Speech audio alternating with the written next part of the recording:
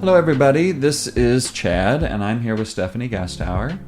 And Stephanie came to me in Austin, a few months ago now, and with an idea. Stephanie, would you share your idea and where that came from? Because it'll kind of share why we're doing this today. Sure. So after we have the message on Sundays, I always have questions.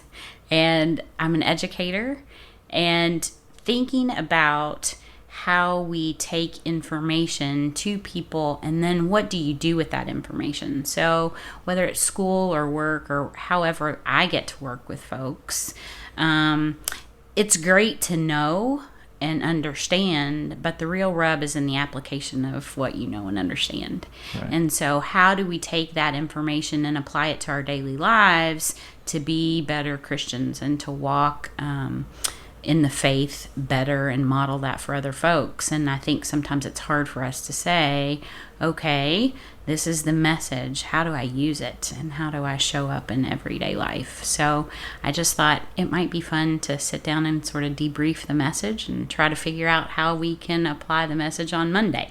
Right. And so this is new for us. So neither of us have done this before, right? Yes. We are new. We're going to give ourselves permission to learn along the way. And so any feedback anybody wants to give that can help us grow in this, we welcome that as well, right? Absolutely. Yeah. All feedback is a gift. That's what my boss always tells me. Feedback is a gift. And I said, well, it just depends on the type of feedback you give, I think. That's right. That's right. Yeah.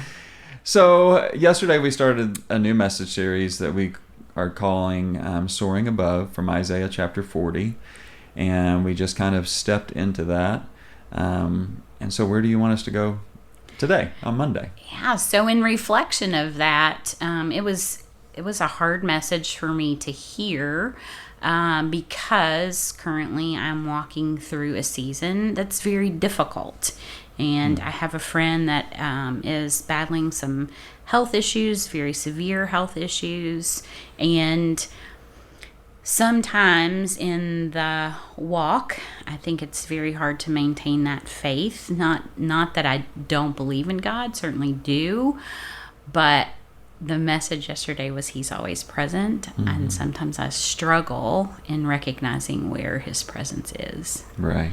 And so I think sometimes the question for me is like, is there a difference in knowing that He's here and experiencing that He's here? And how do I do that when Monday rolls around, especially when I'm struggling?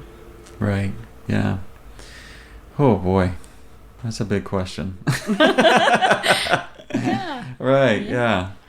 So is there a difference between knowing God is here and experiencing God is here? Oh, I think yes, there's a difference, but I also think there can be something about them that's the same.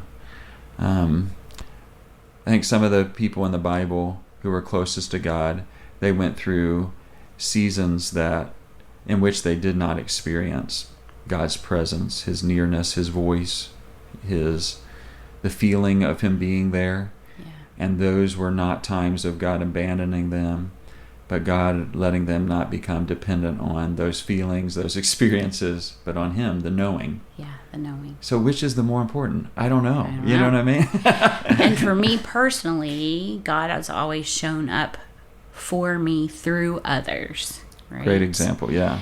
And so it's the phone call at the right time or somebody coming and saying the exact right thing that I needed to hear. I'm like, oh, that was a message from God Right. through this person. Yes. Or this was an act of service through this person, but from God. And their internal light is shining or whatever that is.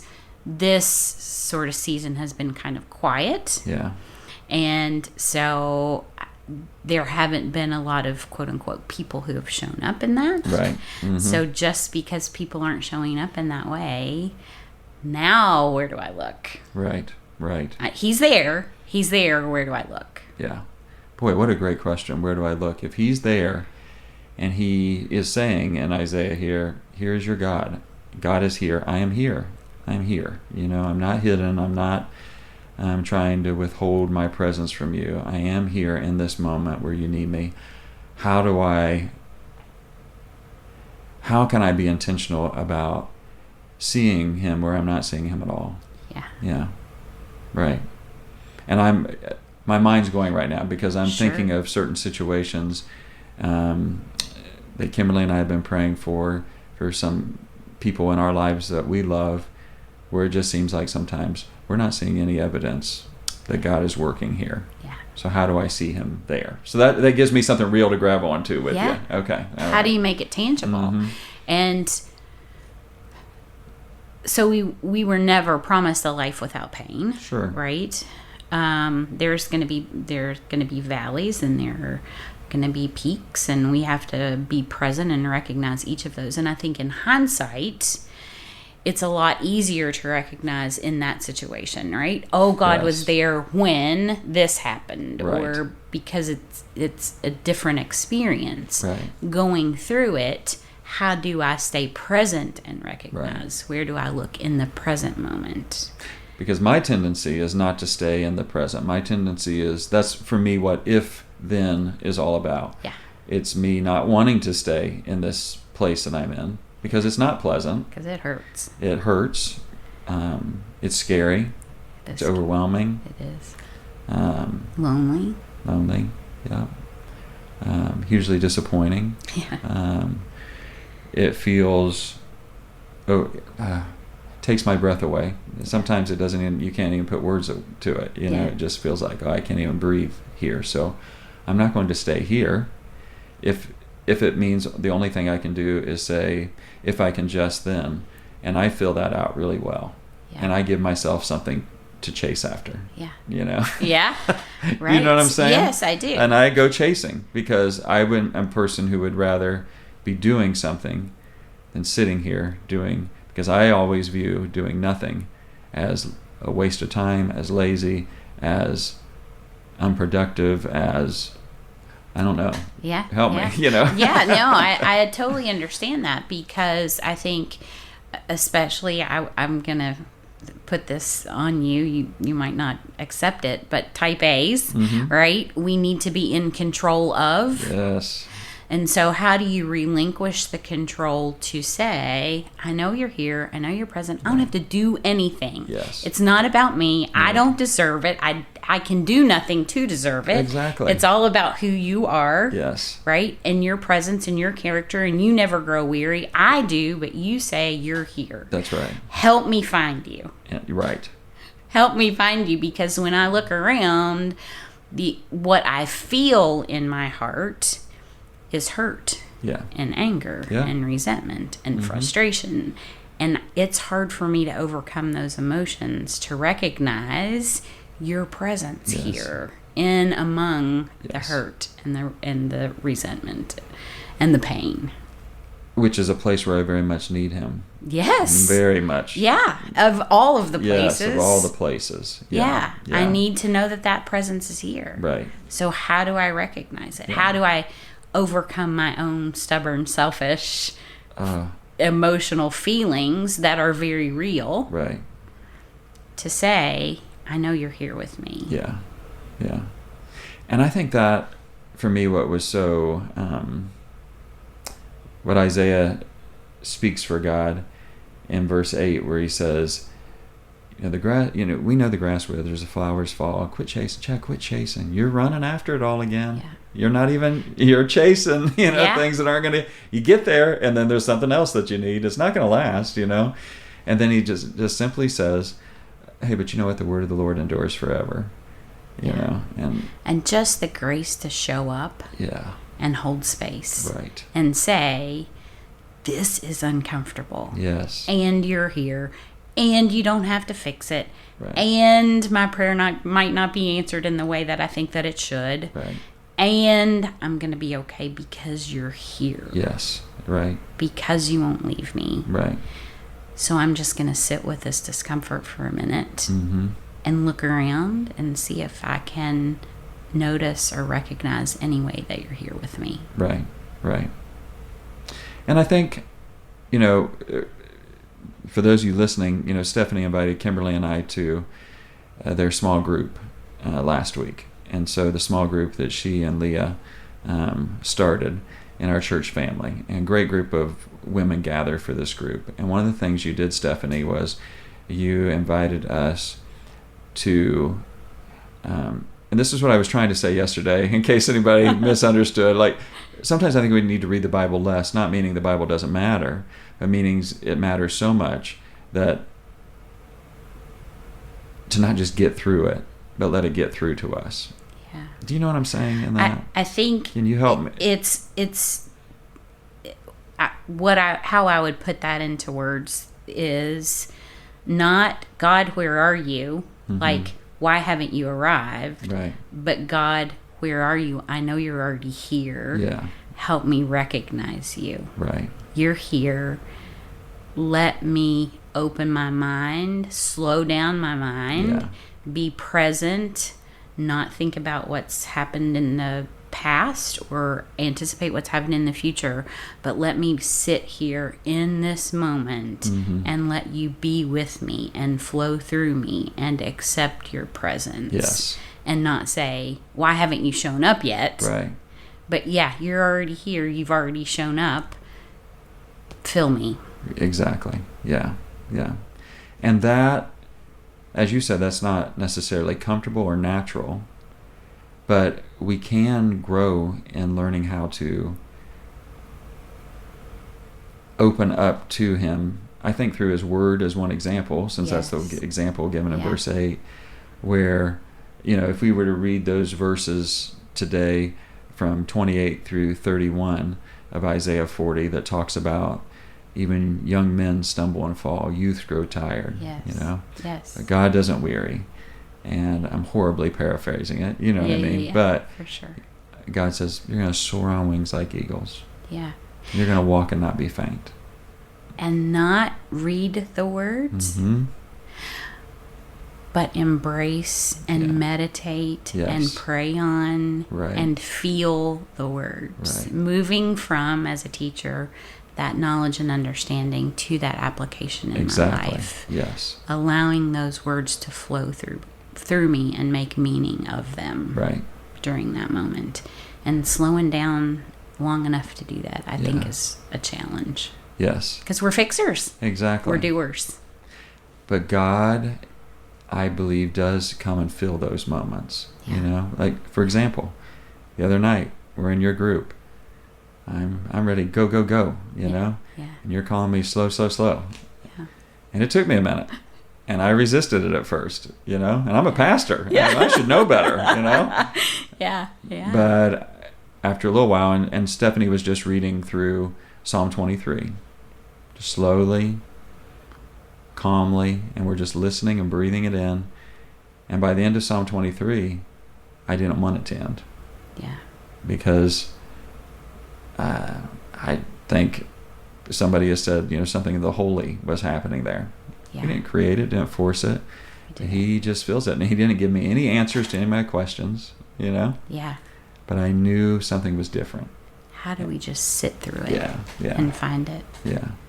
And so what's something that we can practice?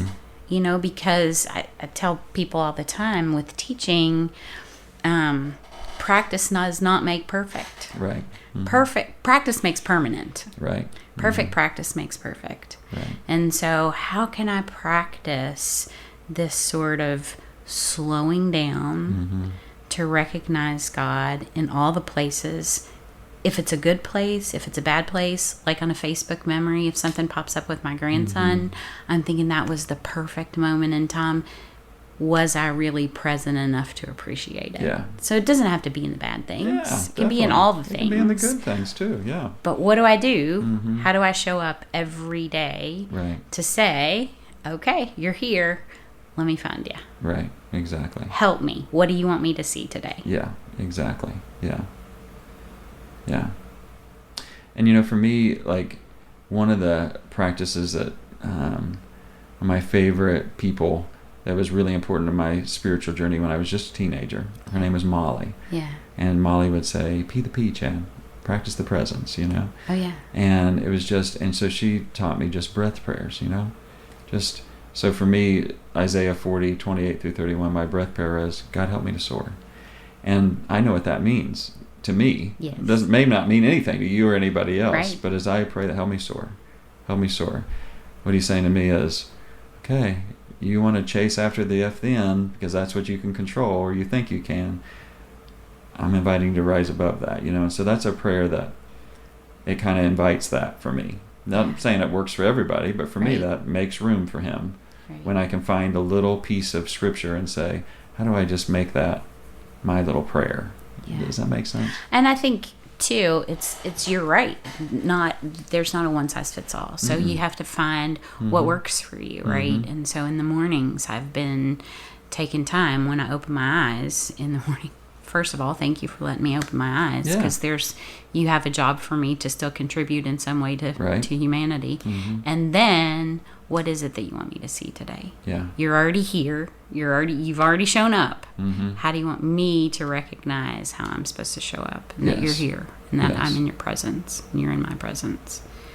So I don't have the answers for that. And sometimes I think that's okay too. Yeah. Just being open to listening to the words that aren't even there. And sometimes that's maybe through tears. Yeah. Maybe not even through words. Exactly. Just sitting through the discomfort. Right. Yeah. So what if we wrapped up this way, okay? Tapping into that educator side of you. Yeah. What's the assignment for folks who are listening today that you would offer? And that's the great thing about this assignment. They don't have to do it. No, absolutely. They don't have to do anything we say. They probably are better off if they don't. Yeah. So I think it's just, first of all, recognizing where is it that it's showing up in my life that I'm feeling alone? When is that moment? Is it when I'm lonely? Because I say God shows up for me through other people. Okay, that's great. Well, what about when other people aren't around? Good. Yeah. So maybe just recognizing where is my discomfort coming from when I feel he's not present. Yes. And Good. then maybe taking note of that. And then saying, okay, if I look back on those times, where might I have been able to see it? Right. And then in the present moment, how can I slow down long enough to really recognize maybe where he is and I've missed it? Yes. You know, just being mindful and thoughtful Right. as we go through our daily routine about, he's here. Right. There's a promise of him being here. Right. What am I missing? Right. And I think the temptation for us all is like, okay, well, Stephanie, spell that out and give me the steps to take. But that's going back to the if then. Yeah. It's about you being intentional, each of us. It's being individualized, intentional and right? saying, this Just is like what every student is different. Exactly. This is what this looks like for me. Yeah. And maybe it's not even, and maybe that's just the first step. Yeah. Oh, absolutely. We don't have to, you have to arrive there yet. Right. Just take what's the first step you can take to say, I'm going to slow down some point every day and just try to be present with the God who has already told me he's there. Sure. Yeah. What's that look like? Yeah. So I don't know. I wish the best for everybody because I am in the practice myself. So hopefully the conversation that we have together and unpacking a little bit of the message on Sunday will help other people just think about things differently and how they can apply it to their own life and what's relevant to them. right. And then we'll see you next week. Yeah, And for give sure. this a try again and see how we do then. We'll be back. All right. Thank you. Thank you.